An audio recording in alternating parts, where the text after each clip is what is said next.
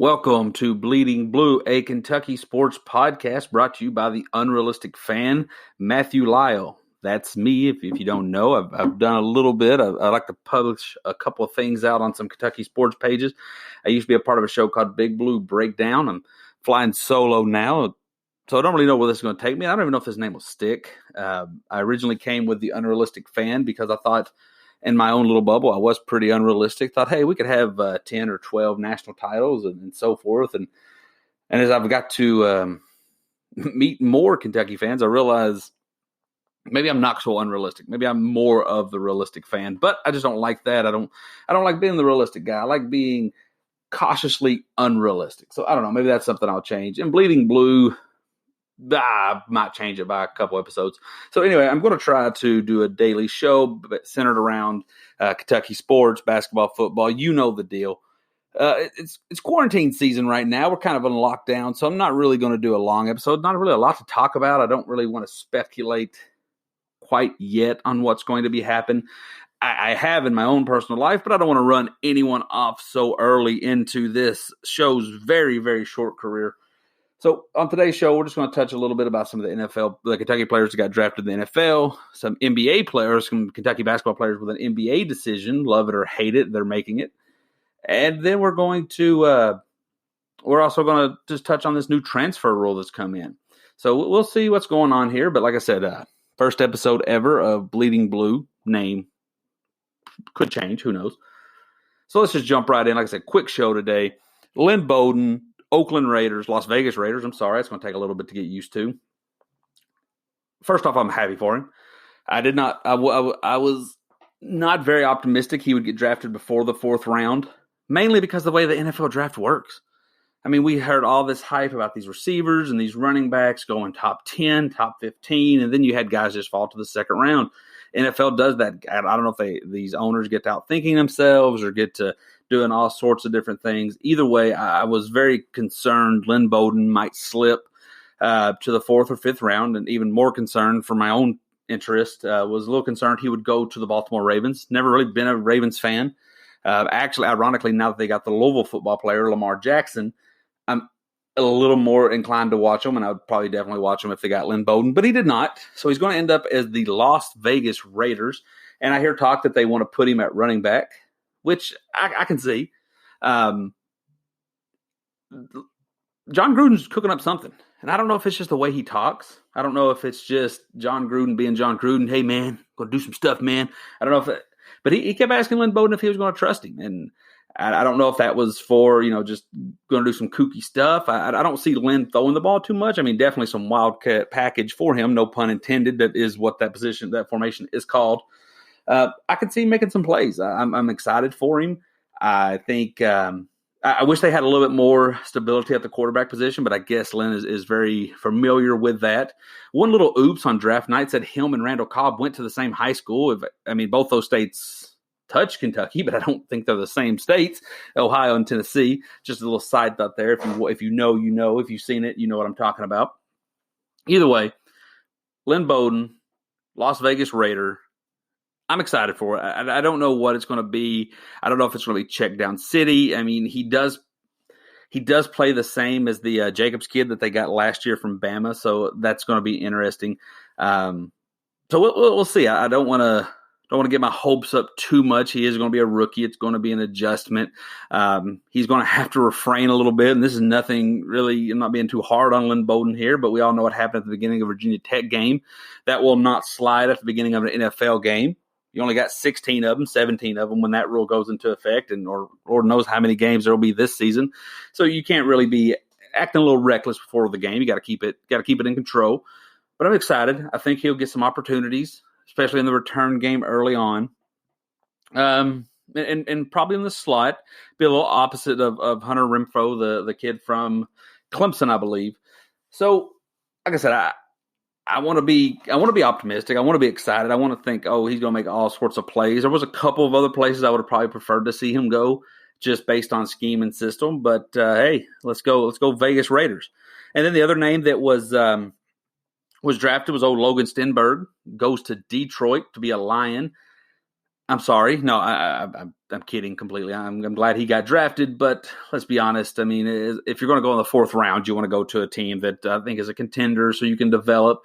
But they've always had some decent offense here, so let's see what they can do. I thought, and if you listen to the main Kentucky podcast, KSR, much like Drew Franklin, I thought he was going to be a Tennessee Titan. The kid had Tennessee Titan written all over him. He looked just like I'm drawing a blank. The other guy they have at tackle there, just two dudes that you would want to have your back in a bar fight, and you'd definitely want to drink some beer with. Or Taylor Lewan, that's the guy's name. But he did not. Like I said, I was hoping he would go to the Titans. He looked like a Titans player if I've ever seen one. But he's not. He's going to the Lions. I have no idea what to expect. I'll be honest with you. I have not looked into the Lions' depth. It's kind of hard to keep up with them unless you are a Lions fan. So happy for both of them. I did see that Ahmad Wagner went to the Chicago Bears. That may or may not fit. I don't know. Hopefully these guys find a place that they will have a nice career in.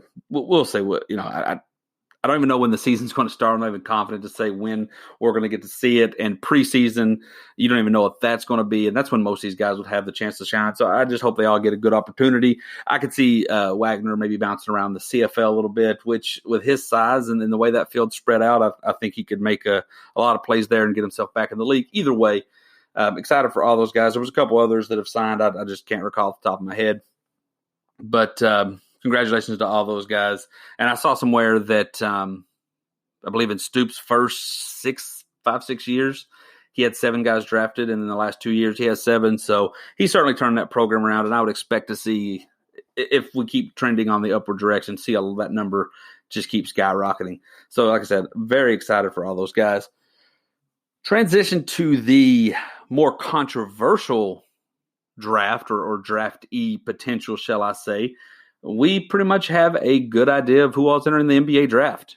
And it's much like we figured and feared. It is the starting 5. Ashton Hagans, Emmanuel Quickley, Tyrese Maxey, EJ Montgomery, Nick Richards. It is who we thought it was. And I'm not shocked by any of them, and I can't say that I blame them. I mean, let's start with the obvious. There's Tyrese Maxey. He's going to be a top 10 pick. I don't care what anybody says. He fits modern day NBA basketball. He's going to go to a bad team.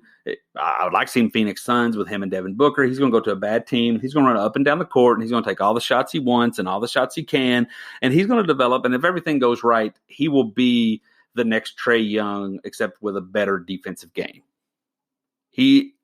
I think he has it. Yes, it didn't translate well in college, but a lot of that play doesn't, because college is more set-oriented. You're going to face a lot more zones, a lot more aggressive defensive, just based on the fact that it's college basketball. And I think in the NBA, he's going to have a lot more meaningless games and a lot more meaningless minutes to really work on his craft, not to mention being in the NBA where you can work on that 24/7. So I think he obviously top 10 pick. No doubt in my mind he was gone. Then you start getting into more of the controversial ones. I'm going to start with Ashton Hagans. Look, he is what he is. He's a defensive guy. He's a lockdown guard, and he struggles to shoot. Is he going to be great? Probably not. He's not going to be a Hall of Famer. I wouldn't say that. I doubt he'll even make an All-Star game. But that doesn't mean he shouldn't go, and that doesn't mean he's not going to be able to contribute, because now's the best time to go. Because first off, he's not going to develop a shot in college, not to the degree that the NBA cares. He might be better than he was last year, but he's not going to become Steph Curry, and the NBA must have him. And let's just be honest, you can't be that good offensively. It's just tough to be that good offensively and defensively. Not everybody can be Kawhi Leonard. It takes a lot of energy to be elite offensively or elite defensively, and you just typically you're not going to be able to do both. So, and another thing, if he goes now, he probably falls late first, early second. Maybe he goes to a good team, a nice contender. Clippers, Warriors, when they get everybody back healthy. Could you imagine him being the defensive yin to Steph Curry's yang? Steph Curry comes in, busts 3-pointers for 40 minutes, and then you bring in Hagans for another 10 to lock down that position. I think that has a lot of potential. He could be a smaller Rajon Rondo, or at least a less shorter arms He's not. I don't think he's going to be what Rondo was, but he has an opportunity to be that. And I don't think coming back to college was going to impact that one way or the other, at least positively. I mean, he could always risk injury or maybe some more attitude concerns. And I don't think the NBA is really going to concern itself with what happened on the bench because, let's be honest, everybody knows, especially people in the NBA, they've been working with Cal for years, whether it be while his time at Kentucky, even just a little bit of time at Memphis, or the time with the New Jersey Nets. I'm sure they're well aware of the pressure he puts on those kids. So I'm surprised we don't see this more. And I'm sure they would tell you the same. Immanuel Quickley and Nick Richards are the ones that fans understood the most, and I get it. I just don't think their game translates to what the NBA wants. Nick Richards is nice. He's developed quite the inside game with a little bit of a jumper, but the man's pretty old. In the second round, the NBA likes to draft guys they can stick in the G League cupboard for a couple years, let them marinate, and then bring them out and hope that they've turned into game changers. Nick Richards will be, I believe 24 by the time the season starts. Be late 20s by the time you rely on him. That's just not what the NBA look. I hope he can turn it around. That's just not what the NBA looks for. I think he can have a very solid role on a contender. I just don't know where he's going to go, and I don't think you're going to see teams draft him very high. Immanuel Quickley, same kind of goes for him. I mean, he's a great shooter, real around just a very solid all-around scorer, but he's not going to grow. He's not going to get much more athletic. He's not going to get much more explosive. He's not going to become Russell Westbrook. He's not going to get all these skills. So really the only thing coming back to college could do for him is work on his point guard skills. And I don't even know how much to that degree he could because of those main concerns. You're not going to take him top 20 due to his, like I said, lack of athleticism, lack of explosiveness, things that you want as a game changer. So he's still going to be a second-round guy, and then you still get the opportunity to risk injuries. And let's be honest, you're not going to top the season that he had this year. And then let's get to the real controversy. E.J. Montgomery and Khalil Whitney. And a lot of people may turn it off now if you already hadn't. Once I said Khalil Whitney's name, and I get it, that's fine. E.J. Montgomery, let's start with him. I mean, if I was not a Kentucky fan and I was a friend / family member of E.J. Montgomery, what would I have advised him? It's easy. Best case scenario. Let's look at worst case scenario. Worst case scenario, you come back, you get injured, you get benched, you lose your way in the rotation, and you had an even worse year than you had this year.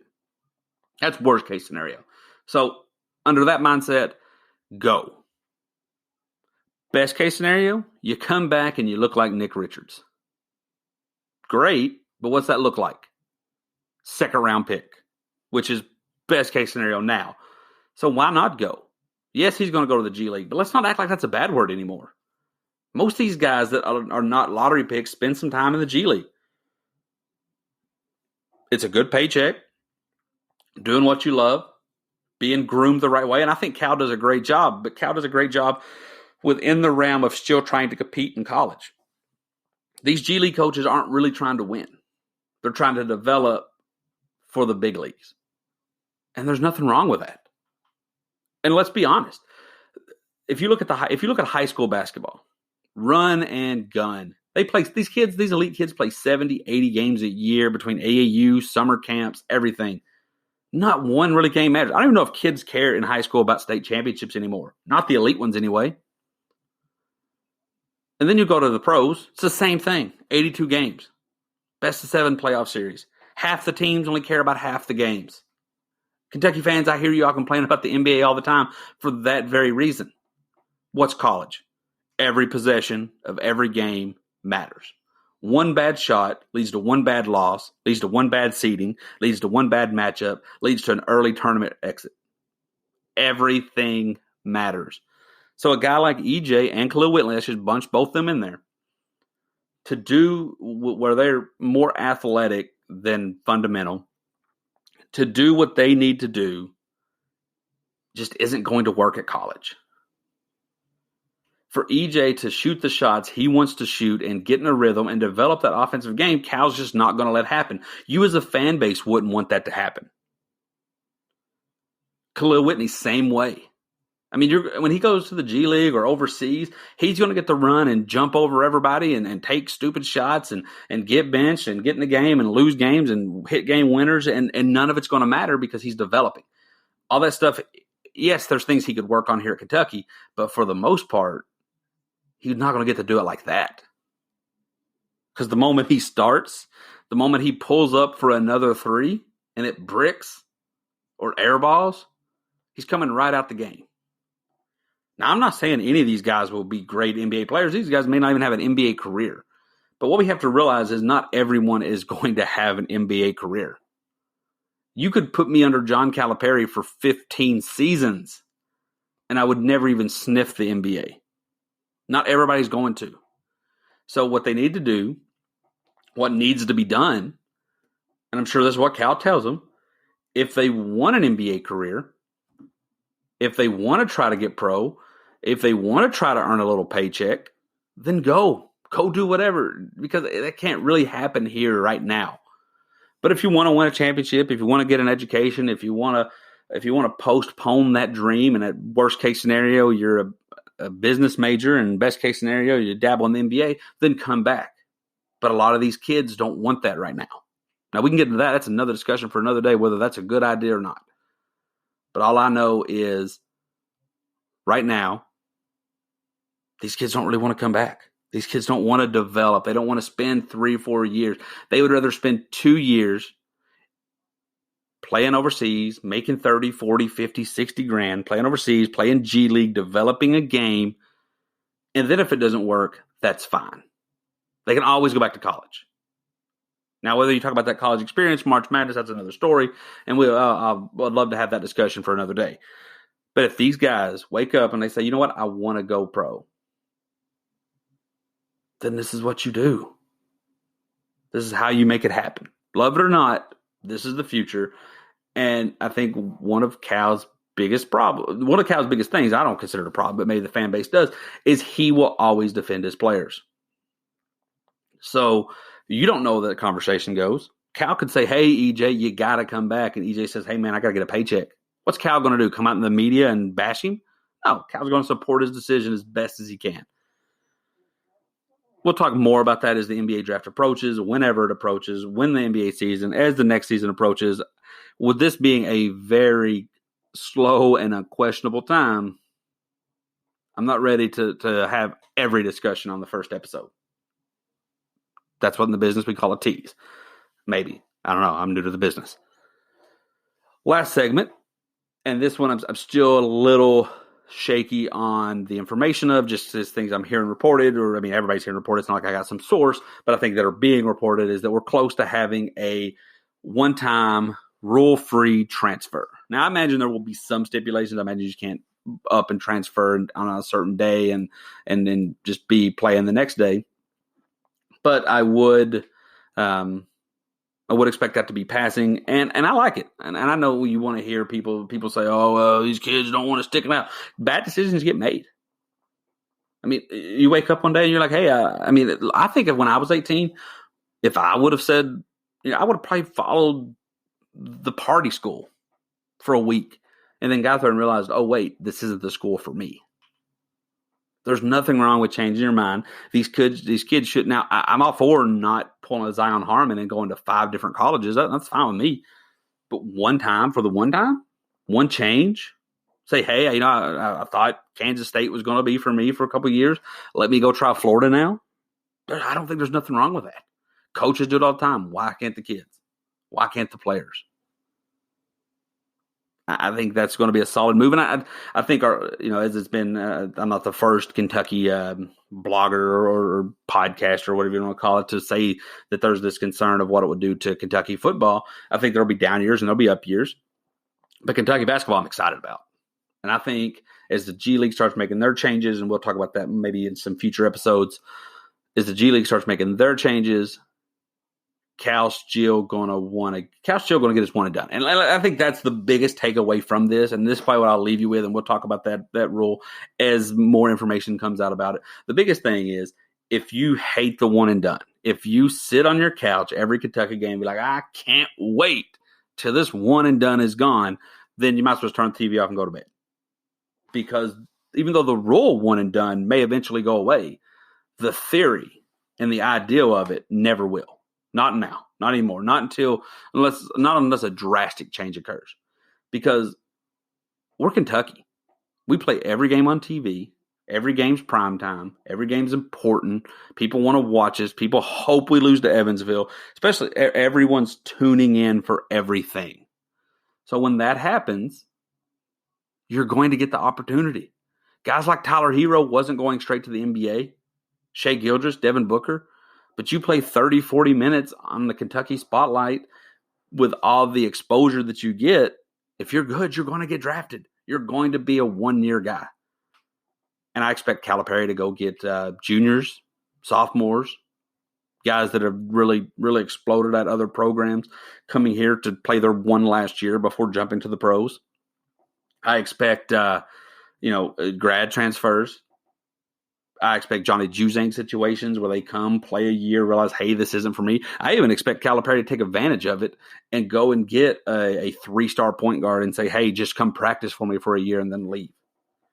So no matter what the rule does, I think the mindset will always be changing. Well, the mindset will always be there that you can come to Kentucky for 1 year and change your life, change your future, change your basketball career.